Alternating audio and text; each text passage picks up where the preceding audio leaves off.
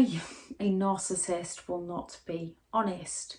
You'll never get closure from someone who doesn't understand things like loyalty and honesty. And a narcissist doesn't know how to be honest unless it meets a need of their own.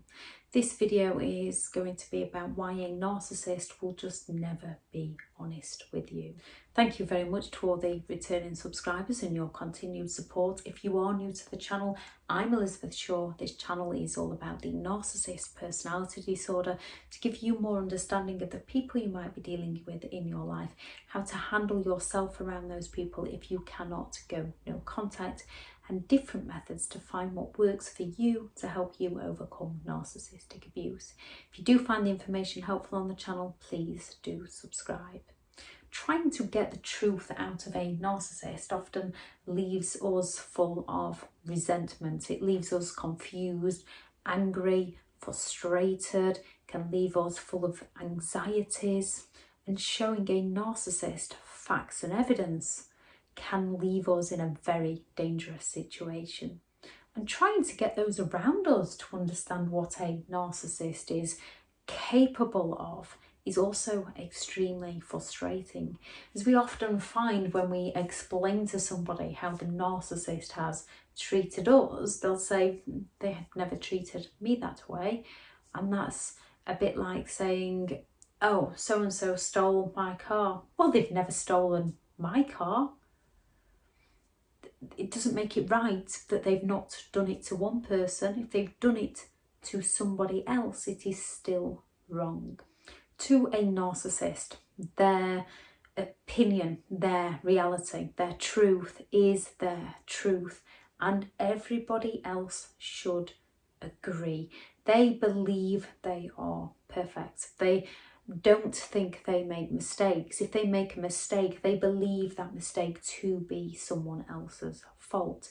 If someone is to question them about a mistake or question the narcissist about their morals, they are going to go on the defensive. They are going to deny, they are going to deflect, they're going to blame shift, they're going to project, they're going to gaslight, they're going to use their passive aggressive silent treatments and sulks. They'll invalidate, devalue, intimidate, argue. They will word salad, they will false apologize, they will offer those false promises of the future.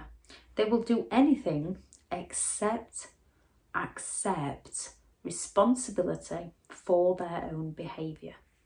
If you're in a situation with a narcissist where you believe they might be cheating on you, so you might start following them. And when you have to become your own detective, that's the biggest red flag you will ever need. You might start looking through their phone. If you discover they've got a phone you know nothing about, if their phone's always placed face down, or it's not got a preview message, and it's causing that intrigue within you. Narcissists are very good at provoking that intrigue within those around them. And then when you go looking, and then when you find something, and when you go to have a conversation with a narcissist about the thing you found, they're going to flip it straight back around onto you on how they can't believe you don't trust them, how they can't believe you've gone looking through their things. They're going to take it off the fact of what they are actually doing and blame you for your reactions to escape any consequences for what they are actually doing to you. They're going to make out that you're the crazy one so that they can pretend that they're the sane one and what they do is right. However, if you was to do to them what they're doing to you, they would make a big deal out of how you're in the wrong. Again, it's all that double standards with a narcissist. When we go to a narcissist with facts and evidence, they will still often deny. It isn't recommended to go to somebody who believes they're all right, to somebody who lacks empathy, to somebody who wants to exploit others with facts and evidence against them, as they're not going to give you the answers that you are looking for. You've got the answers with the evidence. You've got all the answers you will ever need.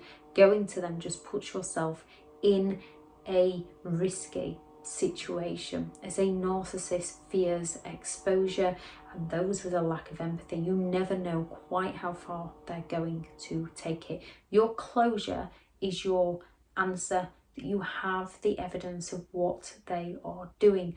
Going to them isn't going to change them. If they had the loyalty, if they had the respect, if they had the morals, if they had the compassion, they wouldn't be doing it to you in the first place. They'd be trying to make you feel secure as you try to make those around you who are insecure feel secure. They would be trying to raise you up as you try to raise up those you love and care for. People who are always trying to bring you down are not going to care for you. Therefore, they're not going to be honest with you if your actions to their behaviour isn't going to benefit themselves. If you go to a narcissist with facts and evidence on something they have done, if you go all angry or hurt or feeling of resentment or feeling confused, a narcissist has you. A narcissist has your emotional reaction. They can then work with that. They can then play on that. They can either then push your buttons of anger to get your reaction so that they can blame your reaction, or they can be very neglectful and dismissive of your pain to cause you further pain, to cause you to work harder to please them. They're going to come at you with things like, if you hadn't, to get you to question yourself and not question the very person who lacks the respect for who you are as a person, to be honest with you, who lacks the respect as who you are as a person, to not hurt you in the first place. To a narcissist, it's all about supply. It's all about attention, and they do prefer positive attention. However, if they've been caught out on something, they will do their best to pull you down and put you in that negative mindset.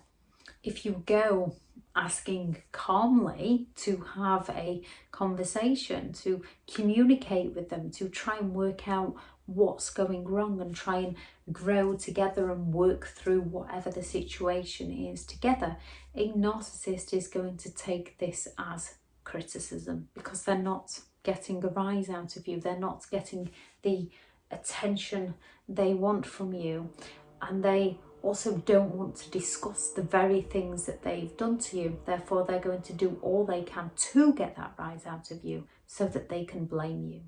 Trying to get an honest answer out of a narcissist, they will use many manipulation tactics to not be honest with you. Number one is deflection. So they're going to come at you with things such as, it wasn't me, I was over here with so-and-so, that's not my receipt, where have you got that from? That's not my message, someone sent that to me by mistake. It was only sex. I have no idea how that's got there, that's not mine. Did you put that there to blame me? Are you up to something? Are you cheating on me? That wasn't me, your friend must be mistaken, they must have just seen somebody else, but it wasn't me, I was here. That's just friendly banter. Can I not have friends? Be grateful it's only a message, at least I'm not sleeping with them. And then there's projection. Well, what about when you did that last week? Where were you? What were you really doing? If you'd have looked after me more, I wouldn't need to go elsewhere. I wasn't doing anything wrong. What about what you've been doing? Why are you blaming me? People often accuse others of what they're actually doing, so what are you doing? Denial and projection. Your imagination's running away with itself again. I think we need to get you some help. You're too hung up on your past. You're just insecure. That wasn't in my pocket. You must have planted it there. You are really unstable. Where did you get that receipt from? What have you been doing? Denial and deflection. Oh yeah, I was just doing a favour for my boss. It's just a work colleague and they needed a lift somewhere. I was just doing a favour for my friend. I told you last week I was meeting them. How can you not remember? The blame shift. Who do you think you are going through my pockets? Who do you think you are looking through my phone? Who do you think you are following me? I thought I could trust you of all people. Obviously, I can't trust you. Why have you looked at my bank statement at what I'm spending? That's illegal. I can phone the police on you. I can get you locked up for that.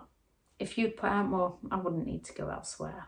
They can just disappear on you. The good old silent treatment, the good old ghosting, where they're just going to up and leave and often move in with the replacement and then come back for the hoover if it doesn't work out with the replacement.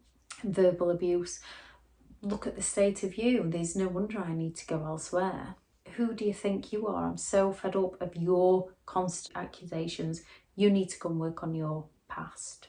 A narcissist will always look for a way out of any given situation where there might be consequences for their actions, where they might be perceived as someone they don't want to be perceived as. They're not willing to look at the fact that they do these things in the first place.